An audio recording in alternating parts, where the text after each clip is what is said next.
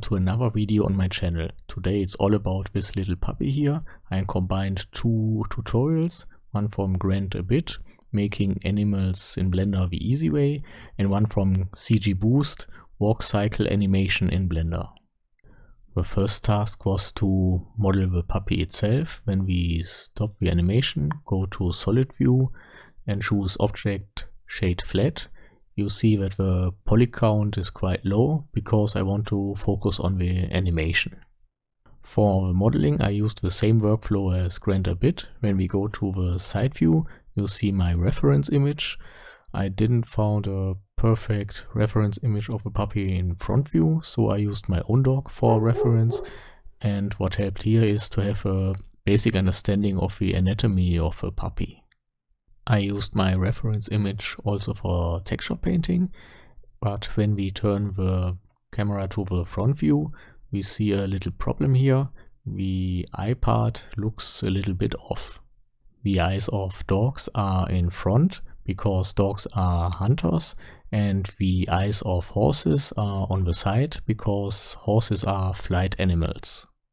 So when I project our side view image onto a 3D model and go to the front view, our little trick is revealed. But when I only render from a 3/4 view or from the side view, we can maintain our illusion. Grant Abbitt used the clone brush in texture paint mode. When we switch to the panel, you find the clone brush over here. The idea is to paint a small area with your reference image, and then we copy these parts to the rest of our model. This saves you some time, so you have not to move around or to scale up and down your reference image.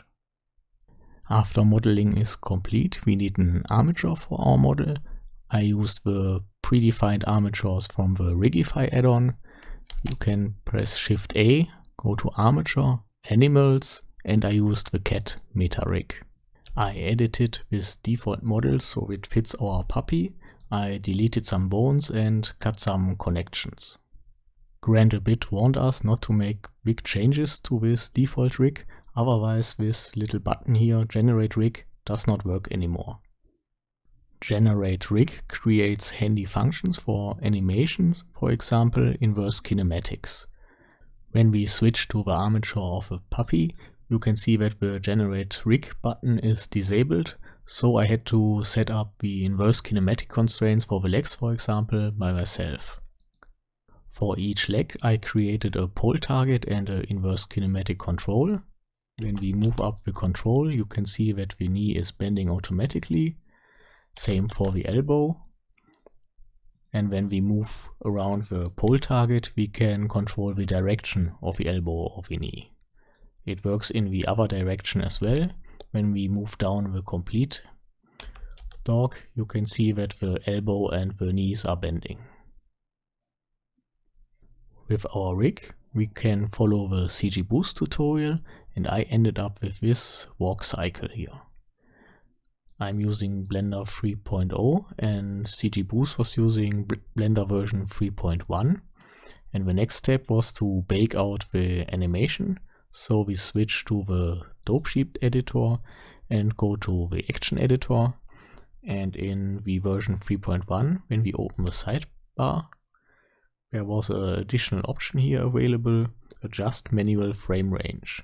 This option is not available in 3.0, so I first push down this animation here and switch to the nonlinear animation editor, and now on the side menu you go to strip, and now you can adjust the frame range here, and under action clip once again, and now you have the same option as in Blender version 3.1. I finished my project with a path animation for myself. I find these two tutorials very useful. This low poly approach is suitable for some background action in a 3D scene. Yeah, I hope you like my approach, and I see you in the next video.